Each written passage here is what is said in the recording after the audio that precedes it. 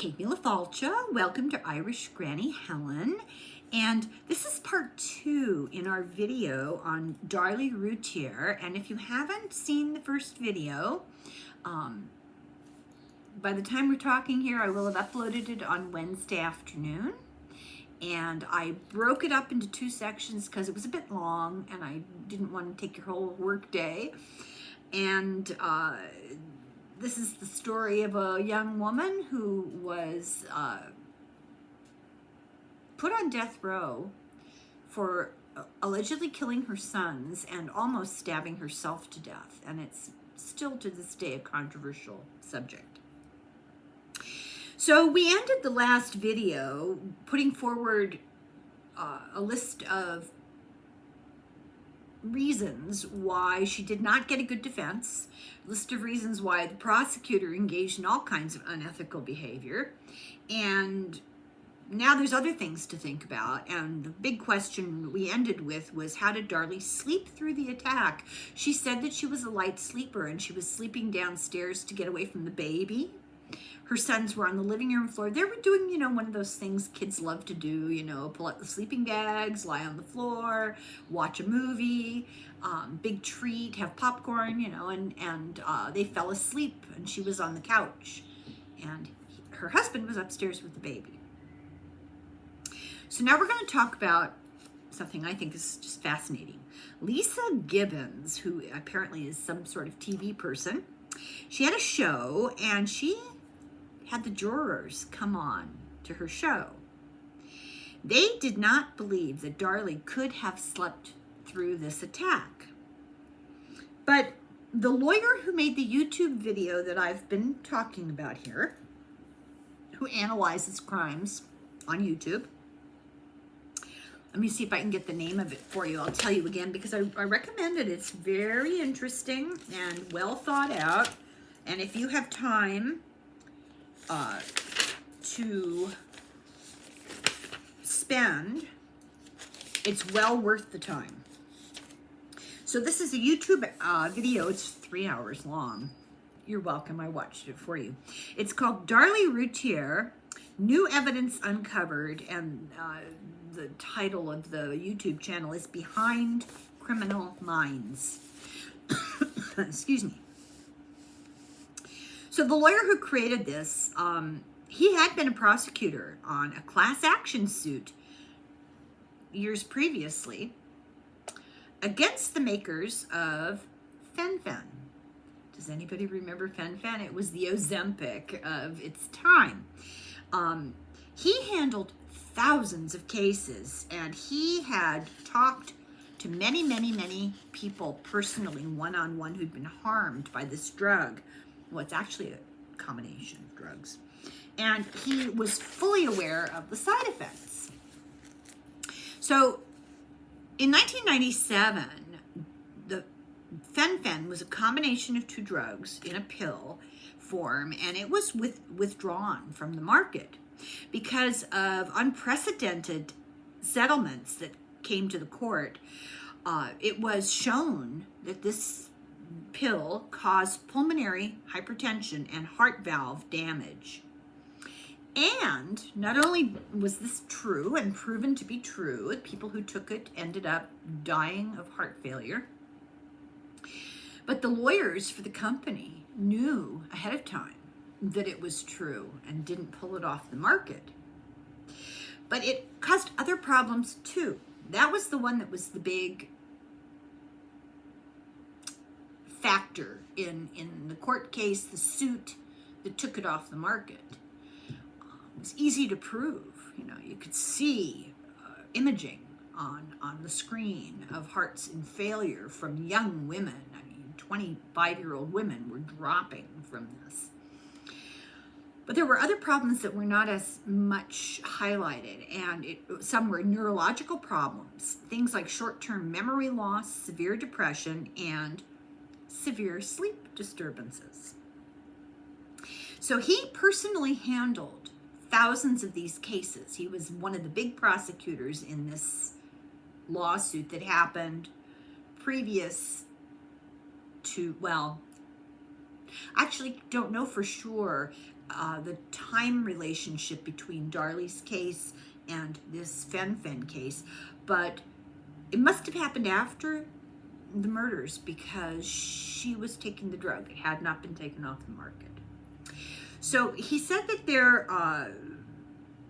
were published big public exposés of the heart damage that it did, but they didn't publish much about the class action case because it was part of a settlement, and there was a non-disclosure agreement to keep secret the fact that Fen-phen was neurotoxic. So they did a settlement out of court, took the drug off the market, admitted that it did cause heart problems, but in order to get them to agree to do that, the drug company, they had to go along with the agreement to not mention ever the neurotoxicity. They didn't want to be sued again for a different side effect. This is what's going on here. So this lawyer personally interviewed thousands of people who had taken the drug and had negative, really horrible neurological effects. One side effect was severe short-term memory loss. And this lawyer says he knew that Darlie had taken Fen-phen and had talked about it. And this was not a secret. She was very upset about having gained weight when she was pregnant because she was vain, and young, and she was upset about it. And so she started taking Fen-phen. She lost a lot of weight. That had been remarked. She had lost a lot of weight previous to this terrible tragedy. She kept a diary, and they knew from her diary that she was depressed, severely depressed. This is also a side effect of Fen-phen because it causes a serotonin deficiency. So imagine you're postpartum, and now you're taking a drug that augments depression. So the lawyer here, the YouTube lawyer, we'll call him our YouTube lawyer, he went back and he looked at all the testimony, and he says that he thinks that Darlie had memory loss of the beginning of the attack. It's not that she wasn't woken up. It's that she had short-term memory loss because they were able to show she had short-term memory loss about other things. He had heard hundreds of stories, he said, of memory loss for really significant events. For example, a woman slept through a tornado that destroyed the house around her. And, they actually did decide that she was suffering sleep disturbances and memory loss from Fen-phen. He says that Darlie, over a long period of time, getting to know people who were related to her, who were friends of hers, the consensus is she was not deceitful. She didn't lie to people. She was what she was. She was not a criminal.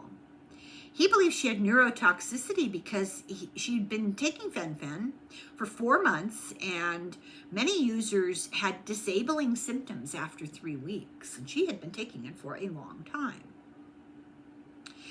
So that's a factor, and he believes that's a factor that was never studied, never explored, never investigated.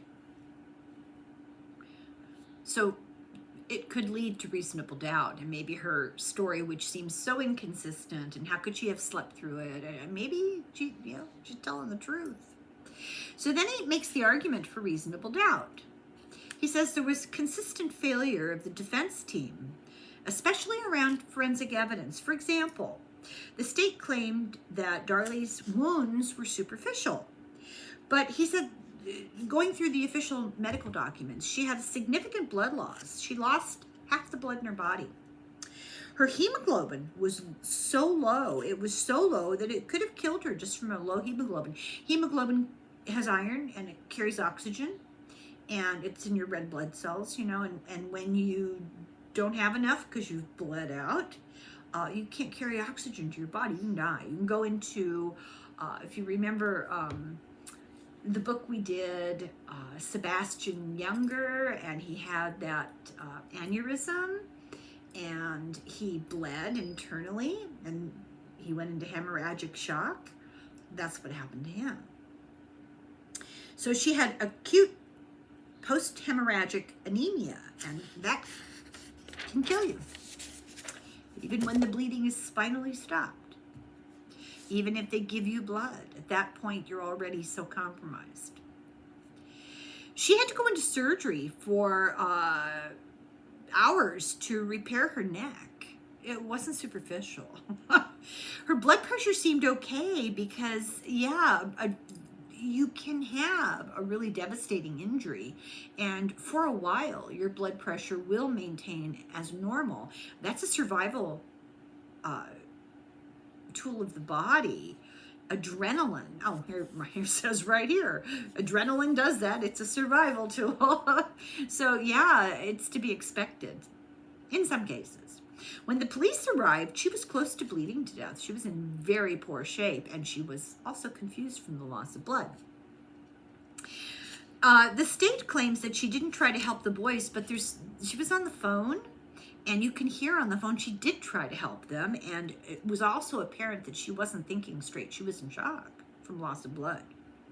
She had defensive bruises on her arms that were absolutely huge. Now, this is a true story about bruises here.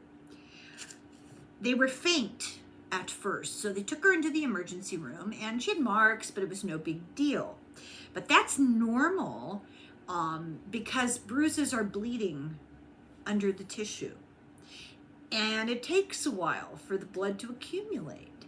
And so over several days, those bruises got bigger and bigger and bigger. And you can compare pictures of her in the hospital that night and 3-4 days later, and it's truly remarkable. And it's not something she did to herself. It's a normal progression of bruising.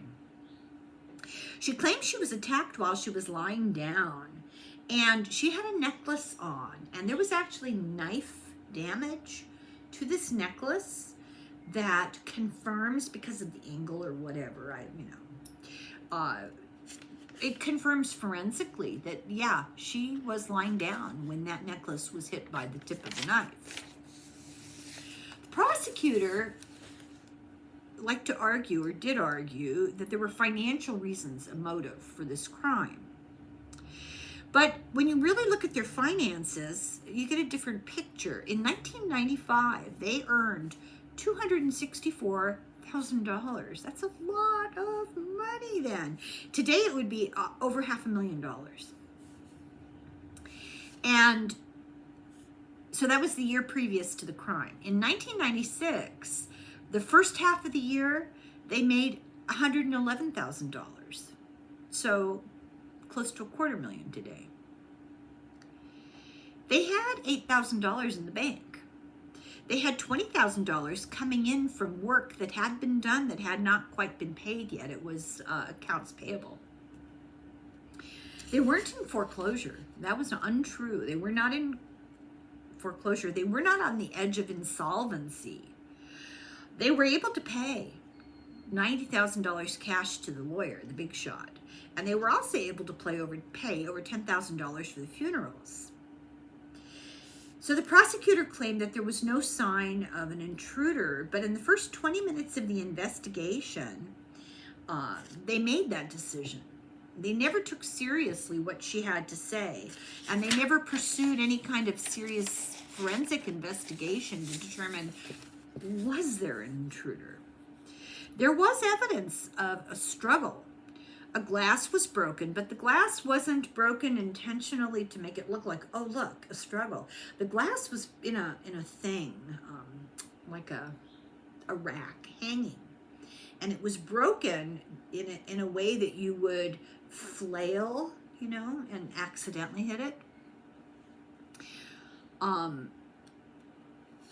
Security light outside had been switched off, is what they claimed. The jury was told it was impossible that there'd been an intruder because there was no evidence, but that's not true. The lawyer says he's prosecuted a lot of cases, and he's seen cases like this where somebody gets into the house and you really can't prove with like DNA and stuff. He calls this the CSI effect. It says juries want to know, where's the DNA proof? And if they don't get DNA proof, they don't believe it. The prosecutor claimed the evidence proved that she did it, but that's really not true. And we're going to talk about that. They claimed that microscopic fibers were found on the bread knife, which proved that that knife had been used to cut the screen. But when this lawyer had this all investigated later, he got, his hands on this stuff and investigated later, he said they used brushes to look for fingerprints, and the brushes had the same fibers as the screen material. So very possibly they laid those fibers down themselves with their brushes. There was print dust and fiber, and they feel like it was contaminated by the investigators.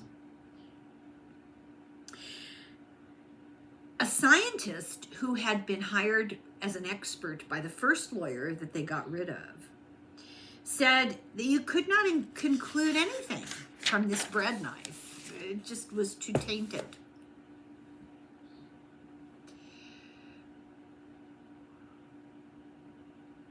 Charles Lynch testified about this for the prosecution. He's the one who testified that, obviously, she cut the screen from the inside with the bread knife.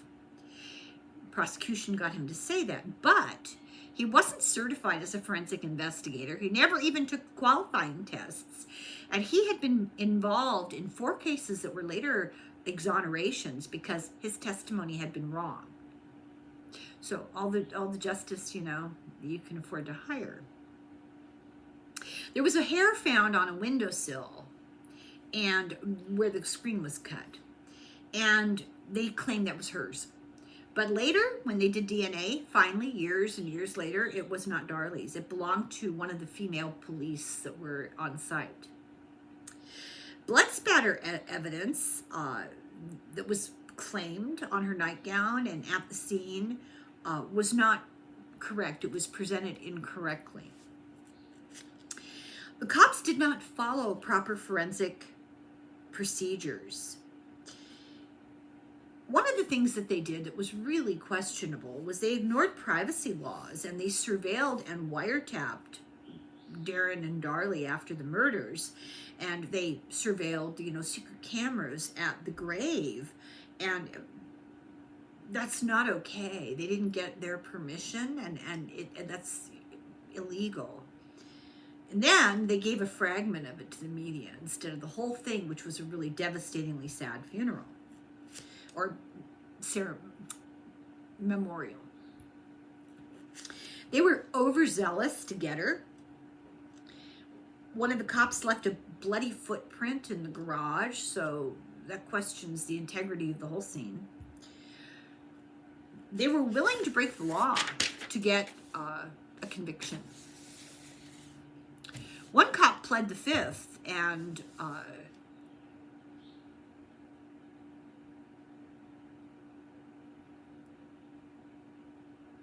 can't read my handwriting. This is terrible. One cop pled the fifth, and the judge denied a request for something. I think it was a retrial. Retrial. The prosecutor tampered with witnesses. Listen to this. He called all the medical staff at the hospital from the emergency room to meet at a hotel during the trial and showed them graphic crime scene photos and described what they were seeing for them. He told them in certain vocabulary what they were looking at. Then they testified in the court, and it was weird because they used the same descriptive words that the prosecutor had used about Darlie. He had called her cold, detached, and whiny. They all called her cold, detached, and whiny.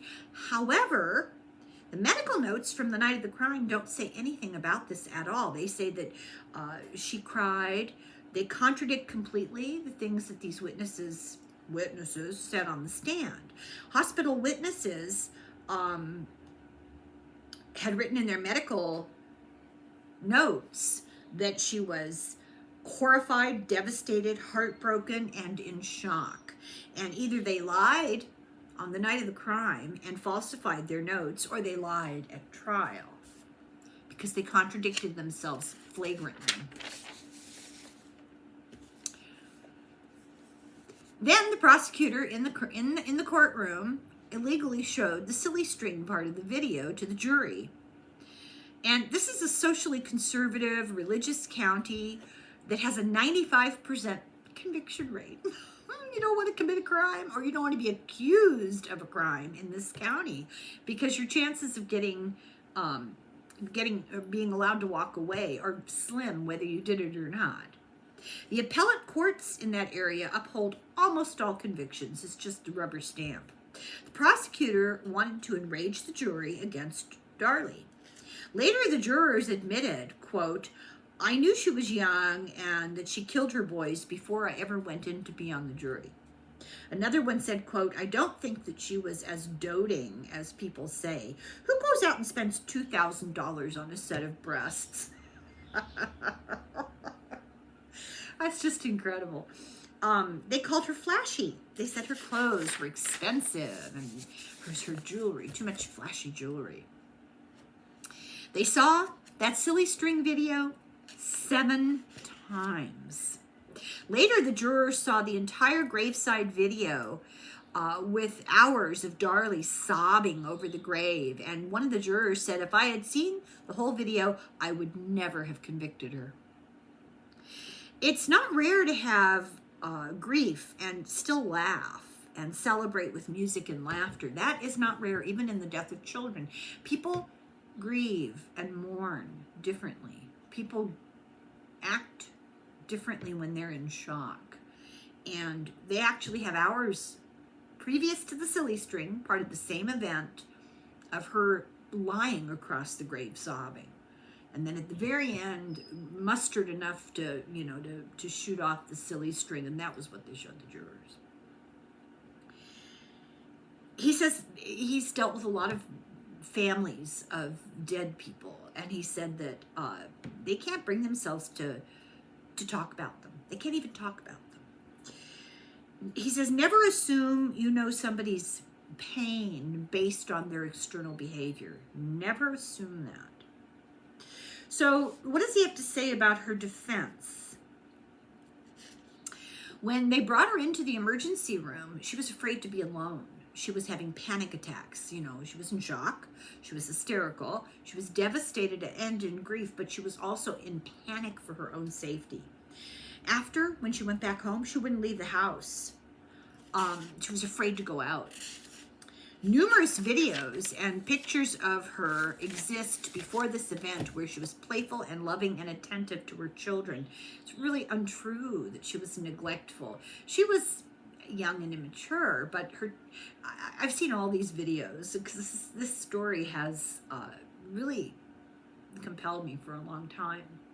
And the thing that I noticed was she was childlike with them. She played with them. She got down and played with them, and she loved them, and those children were so well cared for. I mean, my kids never looked that clean and well groomed. It's pretty astounding. And it's not like only for the camera, because there was a ton of random video, because they had this video camera. It was the toy, if you remember, when it first came out. Every family had to get one. And they took hours of the kids riding bikes and playing outside and hanging around the house, and they just looked actually pampered. They really did. She sent numerous messages from jail to her youngest child, which is just heartbreaking. So women, he said, there's statistics out there, and women are often not believed in a crime, either as witnesses or as deniers that they were part of the crime. They're often not believed based on the fact that they're not religious, the fact that they wear makeup, the kind of clothes they wear, the hair dye that they, color they choose, and the kind of jewelry they use. They're judged by men as either good Christian women or not, especially in this area of the country where she lived. The youngest child was taken away by CPS because Darren spoke out in support of Darlie. He supported her vehemently. And she was found guilty based on her appearance and her character, and not based on evidence. So that's the summary of the 3-hour video. But then I have a couple of pages here, not very much, and it's interesting, of Dr. Grande. And I highly recommend Dr. Grande. His delivery is so deadpan and very analytical, and he's interesting. And he's got a very dry sense of humor. It's kind of hysterical. He'll say things just with a complete unchanging face. It's very amusing. So Dr. Grande looked at this case, and this is what he said. He said, grief is personal. Don't judge people by how they grieve. It's very personal.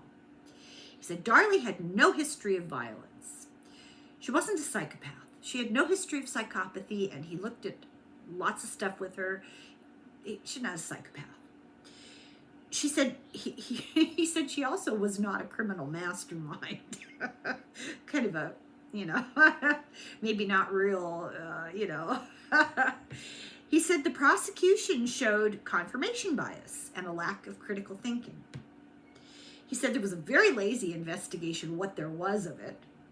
He said the cops were inappropriately celebratory about the prosecution and also when she was arrested. They needed to find her guilty. And he wonders, put this in the context of the events of the day. This was around the time that Susan Smith had let her little boys drown in the car seats because she had a boyfriend that told her he didn't want children. So Dr. Grande said, well, let me make the argument for her being guilty and let me make the argument for her not guilty. So for guilt, he says she did handle the knife. She may have been inclined to self-harm because of her severe depression. There were fibers on the bread knife. At this point, it's too late to do a forensic investigation of them. Did they come from the fingerprint brush? They could have. Did they come from the screen? They might have. It's impossible now to know.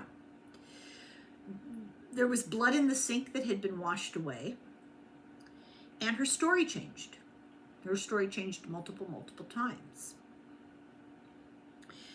So those are, he says, the most clear-cut arguments to say she's guilty. Put away the notion that she's flashy and immature and has big fake boobs. Forget that. The argument that she's not guilty. He said it was a really bad investigation.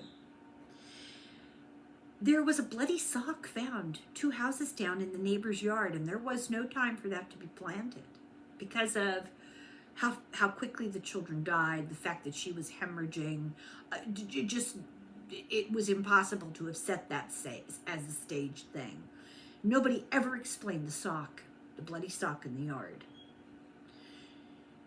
She had no motive. It turned out that Darren actually, when you went through the money and what they owned and everything, they had about $800,000 for a young couple. That's significant. And then he says, why would you only kill 2 out of the 3 kids and leave the one that's hardest to take care of because it's a baby? Why would you do that? It doesn't make sense. Also, when the cops and the emergency people arrived, one of those children was still alive.